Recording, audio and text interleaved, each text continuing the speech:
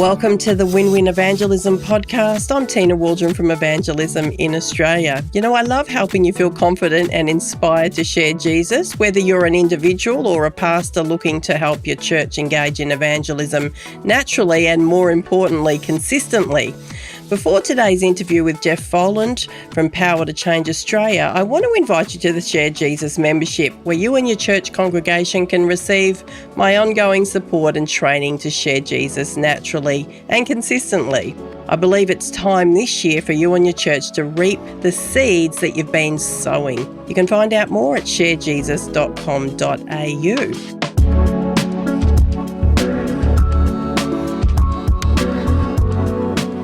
Today, I'm delighted to be joined by Geoff Folland. Geoff's the National Director of Power to Change Australia, where their mission is all Australians knowing Jesus. That's it in a nutshell. In our conversation today, we're going to be discussing why evangelism events still matter, even though faith is shared relationally in our nation. I'll be discussing Geoff's recent thoughts and some writings where I'll drop the links to around the connection between evangelistic events and relational evangelism in our nation. We'll look at the history, how big events have worked and how relational evangelism fits in. Plus, I'm going to raise that issue of the validity of evangelism events today. Welcome to you, Geoff. Thank you, Tina. It's great to be here. Great to have you back on the show. Now, let's talk about these. You've done some great writing over the summer, and people can find that at your LinkedIn, which I'll drop the links to. But you've pointed out that Australia's big evangelism moments weren't really about the stadium. Mm-hmm. They were what happened locally. Why do you think that keeps showing up in history, and what does that mean? The moments weren't about the stadium, they were about what happened locally. When I was reflecting on the story, I've been in ministry for 30 plus years. I remember watching the 1979 Billy Graham crusade on television. I think my parents went to the crusade, but I was only 9. But even afterwards, as I came into ministry, people a lot of church leaders seemed to talk about how do we recapture those moments where we can get, fill a stadium with an evangelist, and who would the evangelist be now that Billy Graham can't do it and all that sort of thing. And so I kind of had this picture in my mind. Well, and a lot of people thought, well, that time is past, And so I moved to Melbourne from Sydney 5 years ago, and when I moved to Melbourne, I was reading up on the history. I'm a missionary, so I'm like, Melbourne culture is different to Sydney culture, and you got to do some research on the culture you've moved into, and history shapes our culture. And so I learned about the R.A. Torrey Crusades in 1902 and 1903, and it was just an incredible moment, 50 years, 60 years before Billy Graham turned up, and it also transformed the city. But the thing that I realized with both of the R.A. Torrey Crusade and the Billy Graham one was that both events had local expressions supporting them. That Billy Graham, they trained thousands of counselors in their Christian life and witness class, and people invited their friends to the event. And if Christians hadn't invited their friends to the event, then the events wouldn't have succeeded.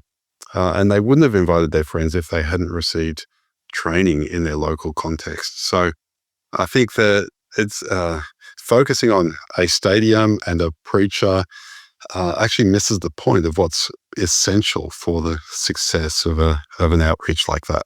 Yes, I love that. And I loved reading how you highlighted that, because you can tend to, Geoff, start to think, oh, well, we don't want any big events, whether they're like a stadium event that you're talking about that we've seen in the past, but even events like churches hold evangelistic events still. That's right. And we can start to think, well, they're not relevant at all. But as I read and reflected on your writings, I thought, oh, hang on, we need to just have a little pause here. And I'd also say, even in Melbourne, there's more of a skepticism towards even events as such. It feels too institutional. And so I would say even many of our church leaders have lost their missional imagination. I call it losing their missional imagination for how does outreach actually work. And so the question is then, all we're left with is the relational evangelism side. But for many of our everyday Christians, I like to call people who aren't professional evangelists, they feel isolated when they're out there by themselves, and they feel ignorant and they don't know what to do, and they feel intimidated because they perceive hostility from the culture around them. So the question is, what do we do as leaders who have a heart for evangelism? What do we do to make their job easier?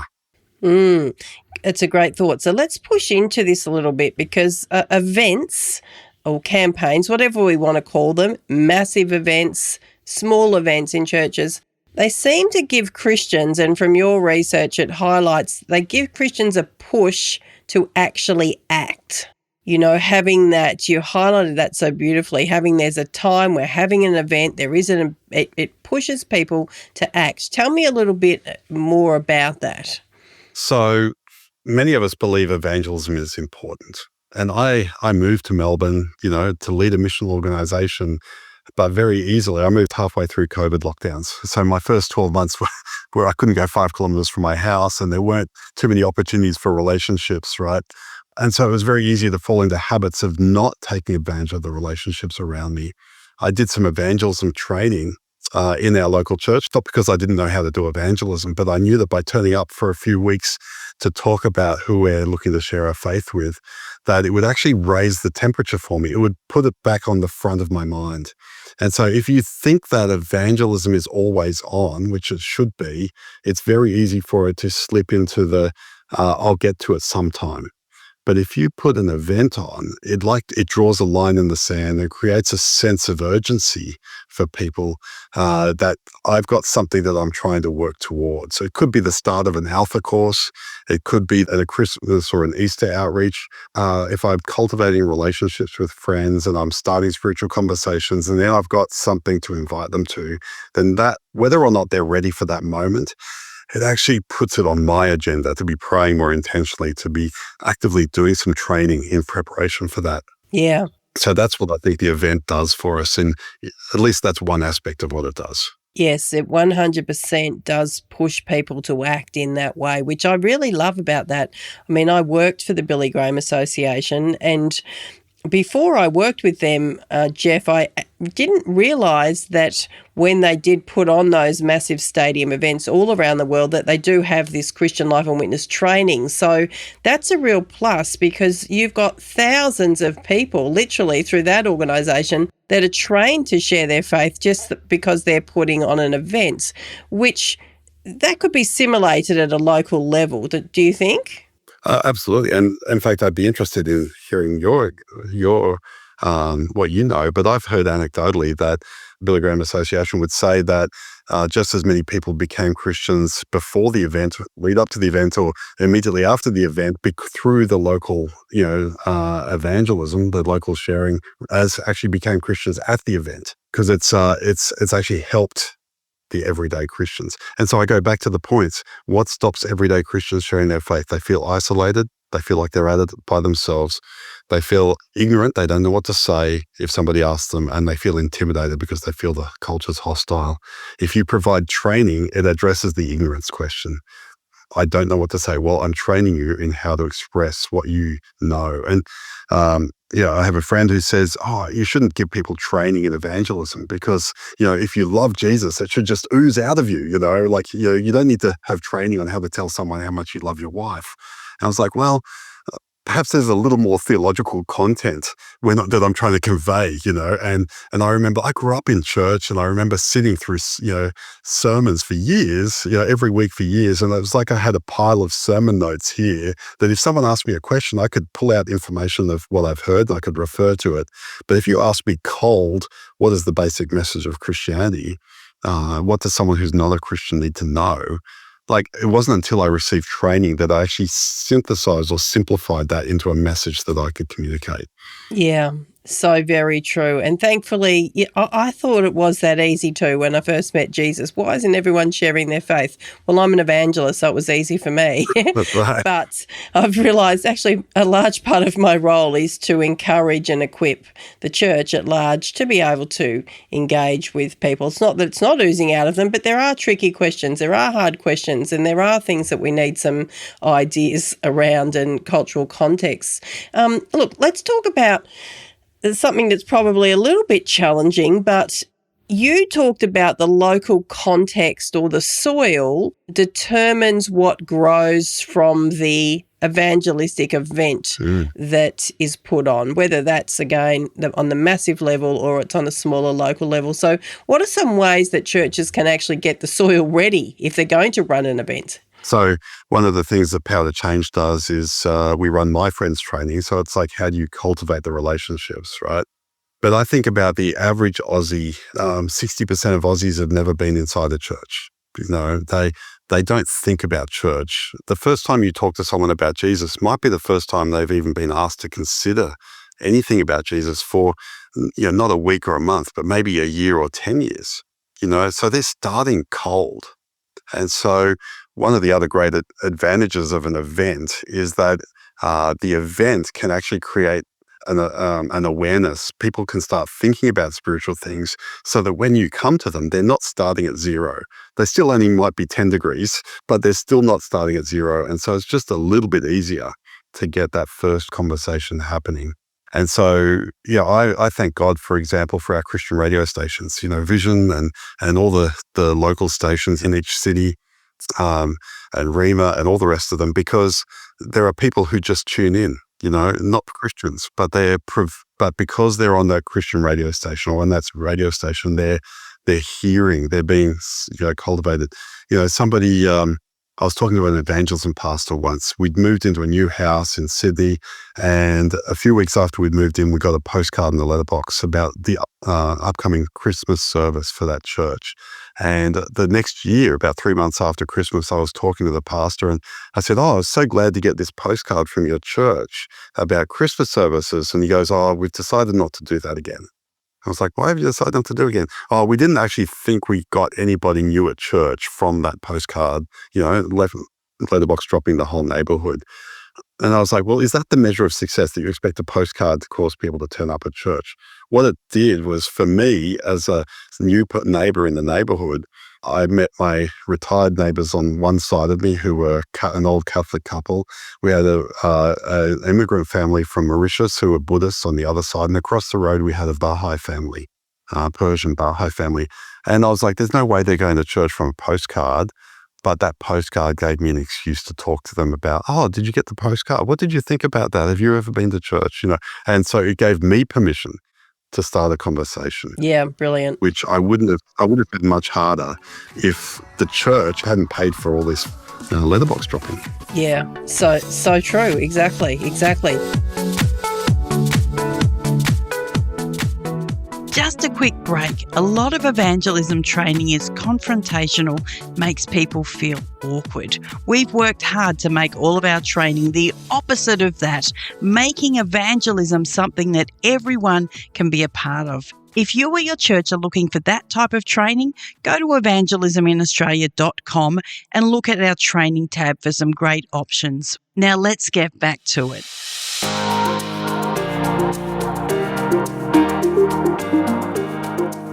When we're talking about the effective events that we might run as a church and that soil, I guess we need to look at how we're going to even disciple people. Mm-hmm. If we are going to be continuing to encourage events in our church, inviting our congregations to invite people to do some training, I guess we have to pay attention to that. That's right. And as a leader, in the Shift and Dem training that Power to Change offers, we talk about the process, and if someone comes to faith in Christ, what do you have prepared for them for follow-up? If you're expecting them to turn up to Sunday church and that's the thing that's going to disciple them in their faith, then, it may not be suitable for a brand new Christian, or it may not cover all the material because you're you're trying to meet the needs of the whole congregation, not that individual or those people who are brand new in their faith. If you're only aiming it at them, then of course you're not servicing the needs of the whole congregation either. I had a student at Macquarie Uni back in the day who was exploring faith, and his friend invited him to his local Anglican church, and they were preaching through the book of Isaiah.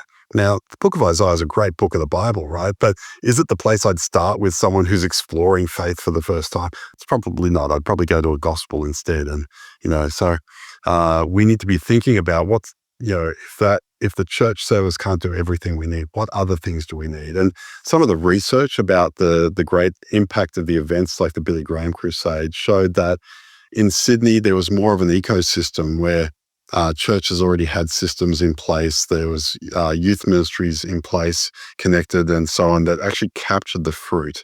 Whereas in Melbourne, and I say this with fear and trepidation as a new Melburnian from Sydney, and we all know the rivalry that exists there. But the research was suggesting that Melbourne relied more on parachurch ministries, that meant that people dropped in and out more easily rather than being part of a united ecosystem.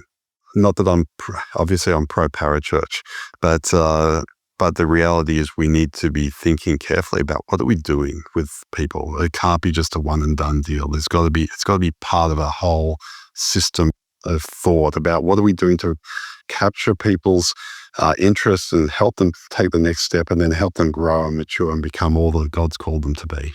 Yeah, absolutely. So we're kind of wrestling through this idea of this local soil, at how it needs to look, and the long-term fruit. We can be positive about having events, and that's definitely the message that we want to convey here today. But how do you get that long-term fruit? Just say if you are going to run events, if the expectation is we have an event and then people come to church and that's our tick box measure of success, it's probably not the greatest step. It's probably some other things. Are we engaging with that person during the week? Have we got them some information? Is someone caring for them one-on-one, or whatever that is? The tracking, which that seems to be the hardest thing about discipling people, Geoff, and winning people to Jesus. It seems to be that's the hardest bit. What happens after someone says, "Oh, I'm interested in Jesus"? That's right. In Australia, our temptation is to run big Christmas events, the carols in the park and so on. And we can get great crowds of people at those events. And I think that's wonderful. There's nothing, I'm never going to say anything bad about an event like that. But the fact that it's in the middle of the Christmas crazies, and then people do Christmas Day and then they disappear for 3 or 4 weeks on summer holidays, means that follow-up from Christmas is almost impossible. And so even though it's easy to get people to a carols event, sometimes I wonder, is it the most strategic use of our resources? Perhaps we're better off doing a big Easter event where the follow-up is more immediately possible. And again, I'm trying not to be programmatic about it. I'm just trying to say, that's the kind of thinking I think we need to do with all of our things. It's like, yeah, this is a great event, but what's after this? What's the next step after that? How do I help someone take the next step? And how do I make that next step as small as possible so that it's as easy for them to take?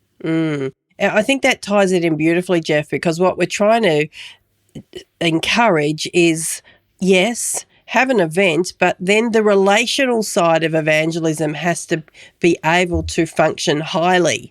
And like you're saying, if people are away at Christmas or whatever, then it challenges that equation. We're not saying that dismisses it completely. I'm just saying, highlighting that is the challenge. So from your perspective, how do you simply describe this connection between the event evangelism and relational evangelism? How do they work together? Yeah, I think the other thing that I wrote about in the articles was the fragmentation of society.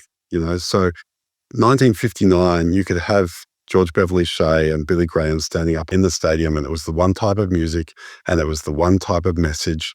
And I think particularly for Billy Graham, he really resonated with that post-World War II era where there was the threat of communism and the fear of a nuclear holocaust, and the message was common. There was a common sentiment across the world. And I did wonder if COVID would provide that moment for us again. But through technology, social media and so on, what we've seen instead is an increasing fragmentation. And so the question that I wrestled with was, well, what does a national event mean, or a large-scale event mean, if everybody's coming at it from a different perspective or a different place? And so the advantage that we get when you stop and go, okay, no, Billy Graham wasn't just an event. It was actually a lot of localized things. The R.A. Torrey Crusade in 1902 was actually 50 different centers of evangelism that climaxed in what was happening in the exhibition center. And that's ignoring, of course, all the prayer that happened before the Torrey event and the prayer that happened before the Billy Graham event. But what we see is that now it's possible to mobilize people in a local event. So we were thinking about the Jesus film. There's a new Jesus film coming out. We talked about it a couple of years ago. It's been delayed. But I was thinking about it's coming out in 100 languages. Australia is so multicultural. There's no way that one speaker and one type of music. We couldn't even all watch the Super Bowl apparently because there had to be an alternate, halftime show because a whole bunch of people didn't want to listen to that music, right? We can't do that as a Christian thing. But if we have a local event that's connected to a national campaign, then we can adapt the local event to our community while still benefiting from the profile and the public awareness that's happening at the grand scheme of things. So in the third article, I talked about how we as a Christian community struggle to there's no figure like Billy Graham who's going to come in and capture the national attention now. And in fact, if there is, that we probably don't want them. They're going to be the wrong sort of person. But what we do have is that there are cultural waves that are coming in that Christians have always been using, that we can ride that wave of momentum to hold events. And so, for example, in the middle of this year, there's the FIFA World Cup. And in the US, it's being held in the US and Canada. And our athletes ministry, Athletes in Action in the US and Canada, have teamed up with Fellowship of Christian Athletes, who are in the US, and Fellowship of Christian Athletes is here in Australia as well, to hold local events to watch soccer games. And if you want to talk about multicultural, Australia, soccer or football is the kind of unifying thing. There's going to be thousands and millions of people watching soccer who probably don't normally do it. It's a cultural wave we can anticipate, and we have tools available to help people run evangelistic watch parties, for example. We can say the same thing about the Rugby World Cup next year. So there's going to be 2.7 million tourists to Australia to watch rugby. And rugby, it's going to be an international event. It's going to tap into a whole range of different communities within Australia. And so how do we as a church, national church, prepare to take advantage of that? You think about The Chosen. I've been talking to the guys who are working with The Chosen. We've seen 5 seasons come out. Season 6 comes out in October this year with a movie cinema release for the probably in Easter next year or March, somewhere around there, and then season 7 the year after. Well, we know that's coming out. How do we prepare for it? How do we take advantage of that? The Jesus film will come out after that, and then 2030 is the Brisbane Olympics. And if anyone was around for the Sydney Olympics in 2000, there was a whole campaign that went attached to that. So we can't necessarily manufacture waves of momentum, but we can ride them if we're well organized. And if we do it together, then actually we can benefit and help each other. Yep, that's a great answer. And that just provokes a whole lot of questions, doesn't it? Like if I was a pastor right now, pastoring a church, I'd be thinking, okay, you've just mentioned some major events that are coming that we could ride the wave of. How can we get the most out of those events? How can we be running events through our church? How can we be connecting with our local community? Because the culture is talking about these things. And how do we relationally engage? That's right. So you can go to victorybeyondthecup.com and download resources for how to use the FIFA World Cup as an outreach event. It's right there. It's all being prepared for you. Okay, well, we're in our show notes. We'll drop a whole lot of links to these events that Geoff's talking about as well, and some of the resources that maybe you're not aware of that are out there that you can be utilising. And that's why we run the podcast, is trying to get interesting people on the show so that we're giving you information that can be helpful in the Australian setting. If you look back at the research that you've done and the 3 articles that you've written, what do we need to be aware of that we don't do? I think firstly, we need to understand what role events do play. There's kind of a skepticism that we don't need events anymore. And then there's we just need to replicate what was done in 1959, but we actually need to step back and think about that more helpfully in our local context. I mean, how many local churches have run an outreach event and there's been no non-Christians in the room? Because they've held the event, but they haven't done all the work that's needed to lead up to it to make it successful. So I think that's probably the first thing, is that we need to understand what role events play. We don't want to be event-driven. We need to be strategically driven and use the events to advance the mission that God's called us to. I think that's the first thing. Out of the articles, is there anything that stood out to you, Tina, that you wanted to mention? Because I'm drawing a blank at the moment. That's all right. I love it when the guest flips that around and asks me the question. So thank you. I feel like I'm being interviewed. Yes, what I loved about the articles was that connection, was that it's assumed that as leaders or believers that we would notice that we would think, oh, there's a big event. Let's take one of the Billy Graham events, because many people would be familiar with them. But you can forget how much relational equity is in that event. You can just think, oh, it's a big event and someone is just trying to gather all of the Christians to bring their friends to an event. But what you don't see is, yes, those opportunities to train the church that are very proactive, but those opportunities for people to upskill in the relational area, to have conversations before events, to have conversations after events, and the strategy that's behind it and the working of the two together is the thing that I think is very important for us to remember, that they do work together. So if I take the history of Power to Change in Australia, so Campus Crusade was birthed in the US in 1951, right? And I love the fact that we're connected into this global organization and all these resources we can give away, the Victory Beyond the Cup, we can give away Jesus Film, all that stuff. But Power to Change started in Australia when a guy by the name of Geoff Fletcher in 1967, or he turned up to the Berlin World Congress on Evangelism, and he was looking for a tool to train, as they called them then, lay people in how to share their faith, because the 59 Crusade had been almost 10 years earlier, and they were looking for a fresh way of training people, and they came across the 4 spiritual laws, and they came and ran the 4 spiritual laws training because they saw the value of continuing to train everyday Christians in how to share their faith.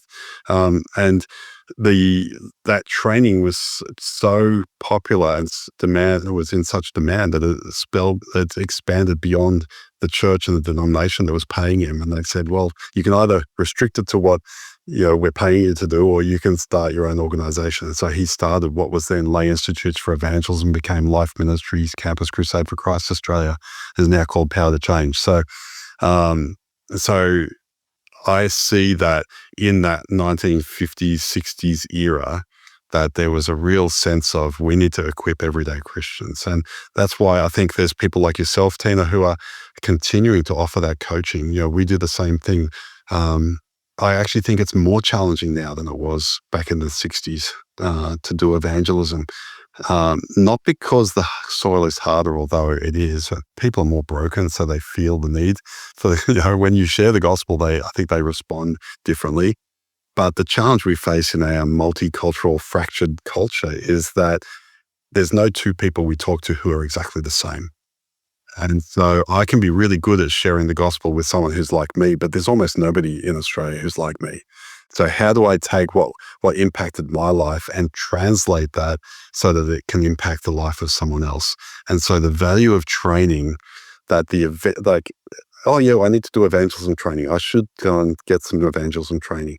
Well, the event gives you the excuse to up the ante for getting that training. And that training is what will last beyond the event. Yes, I love that. So this is the challenge if you're listening as a senior leader is that, yes, run great events. And so many leaders are wonderful at running great events, but make sure that we up on the other side in terms of training and training our people relationally, how they're having those conversations,